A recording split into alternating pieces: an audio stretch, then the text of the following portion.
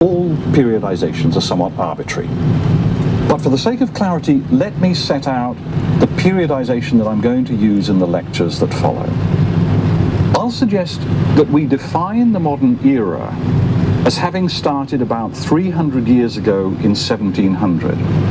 Now, that's of course a slightly symbolic date, but I picked 1700 because that is when we first begin to see in some regions of the world a transition to radically different types of society that are capable of extraordinarily rapid rates of innovation and change.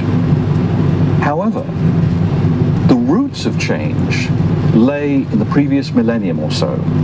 So our explanations of the appearance of the modern era will begin almost 1,000 years earlier, sometime in the first millennium CE.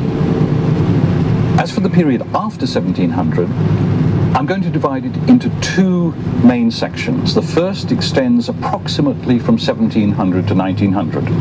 In this period, parts of the world, particularly in Europe and the Atlantic region, were transformed. And as a result of that transformation, they acquired unprecedented wealth and power. The second period begins in about 1900, and it embraces the 20th century and the early years of the 21st century. In it, modernity began to transform the rest of the world as well. So what we've seen is that within just 300 years, the entire world has been transformed. The speed and comprehensiveness of this change is itself one of the most striking features of the modern revolution. Remember, it took 200,000 years for Paleolithic populations to spread around the world. It took 10,000 years for agrarian civilizations to transform much of the world.